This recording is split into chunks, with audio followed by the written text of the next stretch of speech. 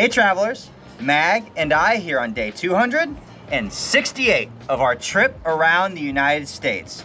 Today is our first day taking on Kansas over the course of the next week and a half.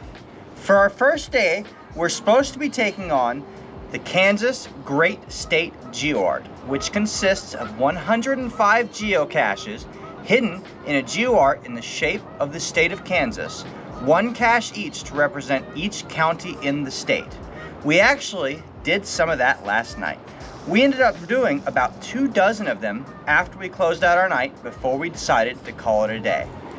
We could continue geocaching through that today, and that's what the plan calls for. But even if we did, we can't complete the GeoArt. There are several challenges that are a part of it, particularly near the end, that are very Kansas specific. And while some of them we may be able to complete by the time we complete the county and DeLorme challenges, others we will not. One of them requires you to have found 2,000 traditional geocaches in Kansas. We simply won't get there because we're not in it for the numbers. So rather than doing the GeoArt all day today, we scrapped that part of the plan and we're jumping one day ahead. So from here forward, we're going to be operating one day ahead of our planned schedule. That is with intent because Colorado and Utah pose a little bit of a weather risk for us, and there are a couple days in particular that I'm concerned with. So if we are one day ahead of schedule moving forward from here, very likely we'll end up burning that day in a useful place somewhere between Colorado or Utah, or we'll keep it in the pocket. That would be even better. For today's route, we're going to be covering 360 miles moving west along the north edge of Kansas. We're going to be starting here in Atchinson and pushing out all the way through Blue Rapids. We do have to make a dip down south into Salina for the DeLorme Challenge Final, which we are not going to pass up on. After that, we come right back up to that north edge and bring our day to an end near Jewel.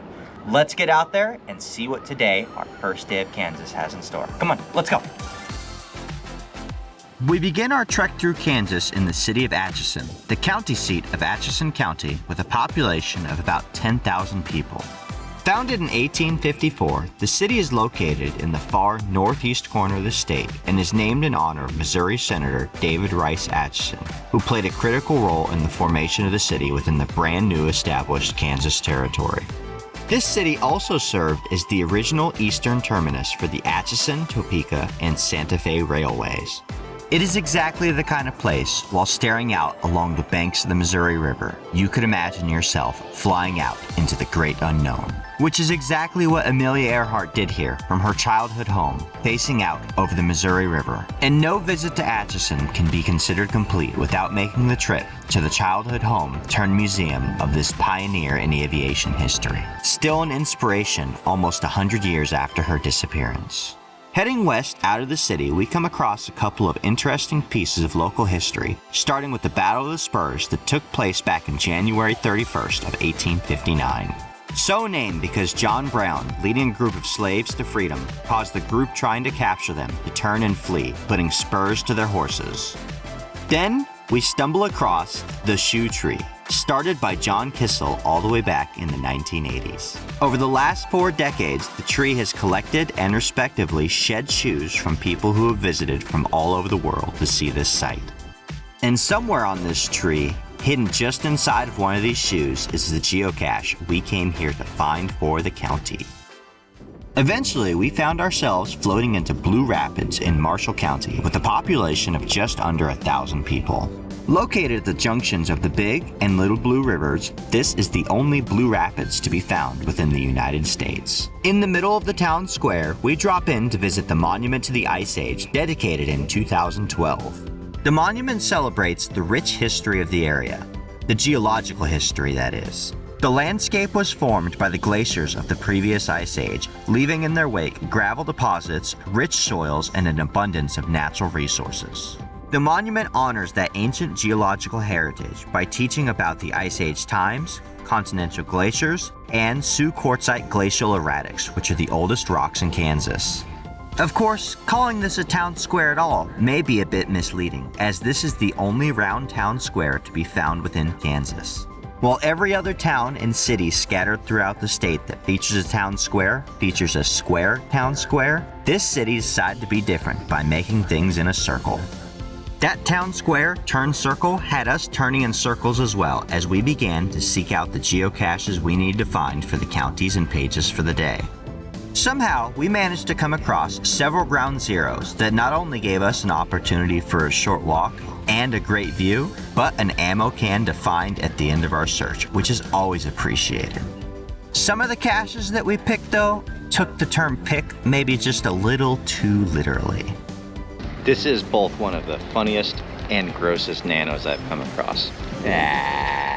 At some point out along the trail finding geocaches, we came across a sign welcoming us into Palmer. But I must have missed something because I never actually found this town of about 125 people. Just a beautiful view out over the hills.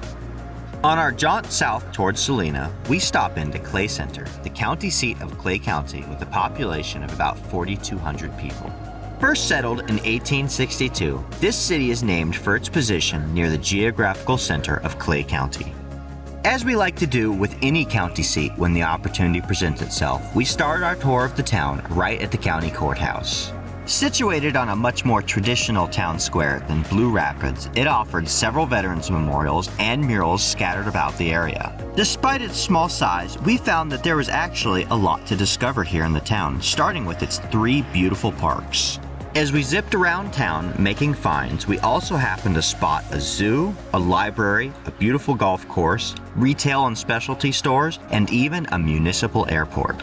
Approaching the end of our time touring the town, we returned where we started and where it all started, in the town square at the Clay County Museum. Housed in the former W.W. Smith building, constructed back in 1925, this museum features an impressive timeline showing the fascinating history of Clay County through the years. Walking through the myriad of exhibits located on the first floor, you can get small glimpses of what life may have been like back in those time periods. The exhibits include a wide variety of items and displays, including household goods, schools, churches, medical practices, clothing, toys, agriculture, and different areas of town, most of which have been donated by locals.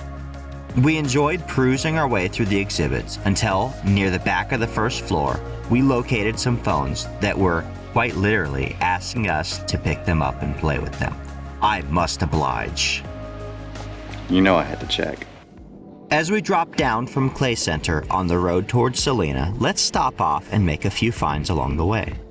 It seems we've gotten quite lucky in the options we chose for this stretch, as most of them were pretty easy to track down.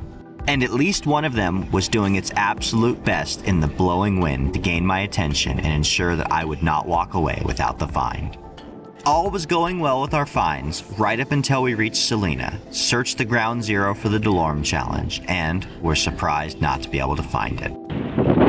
I had my suspicions all along that the Kansas DeLorme challenge was going to be a pain. I tried to email the cache owner probably 4 times over the course of 4 months, and I did not receive a single reply. I finally was able to get coordinates from a previous finder to get me to the final location in Salina, which is at the owner's business.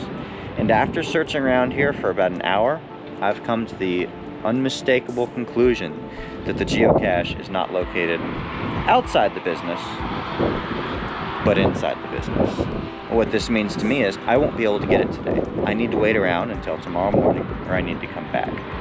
I still have daylight to go. I'm not going to sit around here and wait. So in a few days, I'm going to try and come back and get inside of this business. Try again. Oh, these DeLorme and County Challenge finals. They sure are fun. With our daylight quickly coming to an end, we slide into the city of Concordia, the county seat of Cloud County with a population of about 5,000 people. What we quickly discovered is this city is home to the National Orphan Train Museum, dedicated to depicting the history of the Orphan Train movement, which resulted in the mass relocation of over 250,000 children across the United States from 1854 to 1929. Scattered all around town, you can find many beautiful statues depicting children in play or other activities dedicated to the Orphan Train riders and their stories.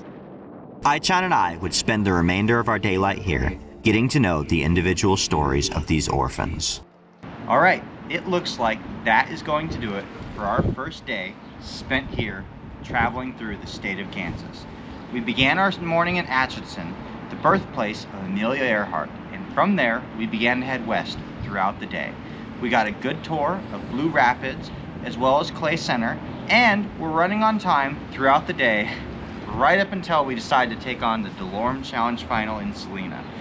That's when we discovered that poor communication is going to cost us several hours.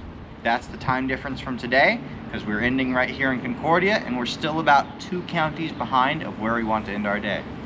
Rest assured, we are going to end where we intended so that we can be on time tomorrow. We have another opportunity to swing by Salina in a couple of days, and it's going to chunk out another couple of hours from our schedule. So we absolutely have to be running on time when we get up to that point if we're going to have any hope of getting that DeLorme Challenge Final. But other than that, it's been a pretty good first day in the state. We've been able to find the geocache targets we've been looking for. The miles have been good. It's been a little cold and a little windy, but that's to be expected from Kansas this time of year. I can't wait to see what the next week plus in this state has in store for us. Like this video, subscribe to stay tuned for daily updates, and we'll see you out on the trails.